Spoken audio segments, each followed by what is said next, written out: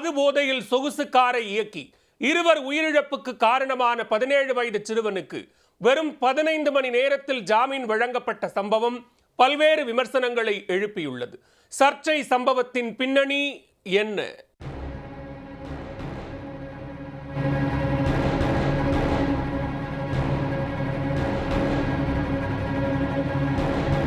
விலை உயர்ந்த போர்ஷே காரில் மது போதையில் வந்த 17 வயது சிறுவன் பைக்கில் சென்ற இருவர் மீது மோதி விபத்தை ஏற்படுத்திய காட்சிகள்தான் இவை.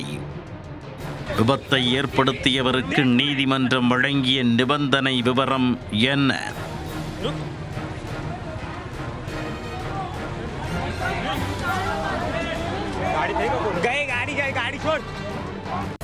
வார இறுதி நாட்களில் போதை விருந்தில் பங்கேற்பதும் விடிய விடிய நடனமாடிவிட்டு அதிகாலையில் காரில் வீட்டிற்கு செல்வதும் பணம் படைத்த இளைஞர்களுக்கு வாடிக்கையாக மாறிவிட்டது.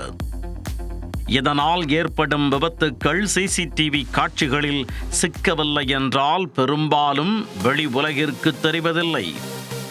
புனேயில் அப்படி ஒரு சம்பவம்தான் அரங்கேறி உள்ளது.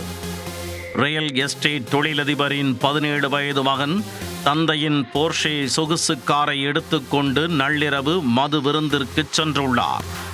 நகரின் முக்கிய பகுதியில் பப்பில் விடிய விடிய போதை கொண்டாட்டத்தில் ஈடுபட்டுவிட்டு நண்பர்களுடன் அதிகாலை 3 மணிக்கு தள்ளாடியபடி சென்று காரை எடுத்துள்ளார்.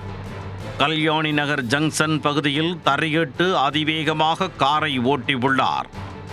அப்போது எதிரே பைக்கில் சென்ற இருவரை கண்ணிமைக்கும் நேரத்தில் அடித்து தூக்கிய சிறுவன் நிற்காமல் சென்றுள்ளார்.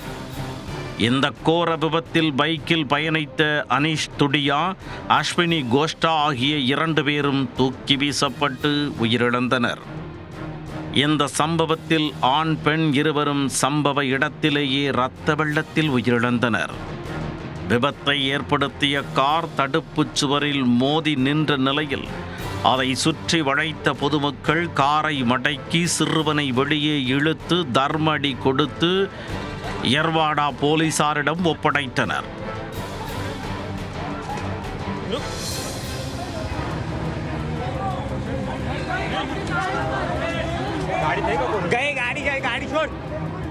இந்த சம்பவத்தின் போது சிறுவனுடன் 2 நண்பர்களும் அவரது ஓட்டுநரும் இறந்துள்ளனர். ஓட்டுநர் இருந்த போதிலும் சிறுவன் தானே காரை ஓட்டுவேன் என சண்டை போட்டு ஓட்டிச் சென்றுள்ளார். விபத்திற்கு உள்ளான புதிய போர்ஷே கார் ஆர்டிஓவில் பதிவு செய்யப்படவில்லை என்பதும் தெரிய வந்துள்ளது. இதையடுத்து சிறார்களுக்கான நீதிமன்றத்தில் அந்த சிறுவன் தரப்பில் ஜாமீன் கோரப்பட்டது.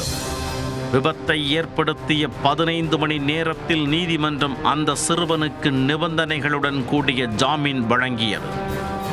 அவருக்கு விழிப்புணர்வு ஏற்படுத்தும் வகையில் நிபந்தனைகளுடன் கூடிய ஜாமீன் கிடைத்துள்ளதாக அந்த சிறுவனின் வழக்கறிஞர் பிரசாந்த் பாட்டில் தெரிவித்துள்ளார். போக்குவரத்து காவலர்களுடன் 15 நாட்கள் பணியாற்ற வேண்டும், மனநல சிகிச்சை பெற வேண்டும், சாலை விபத்தின் விளைவு மற்றும் அதற்கான தீர்வு என்ற தலைப்பில் 300 வார்த்தைகளில் கட்டுரை எழுத வேண்டும், போதை ஒழிப்பு மையத்தில் கவுன்சிலிங் பெற வேண்டும், எதிர்காலத்தில் சாலை விபத்தில் பாதிக்கப்பட்டவர்களுக்கு உதவ வேண்டும் என்ற நிபந்தனைகள் அவருக்கு வழங்கப்பட்டுள்ளன. புனேவில் மதுபோதையில் காரை ஏற்றி இருவரை கொன்ற 17 வயது சிறுவனுக்கு ஜாமீன் வழங்கப்பட்டது விமர்சனத்திற்கு உள்ளானது. இந்நிலையில் சிறுவனின் தந்தையை போலீசார் கைது செய்துள்ளனர். சிறுவனின் தந்தை விஷால் அகர்வால் புனேவில் பிரபல கட்டுமான நிறுவனத்தை நடத்தி வருகிறார்.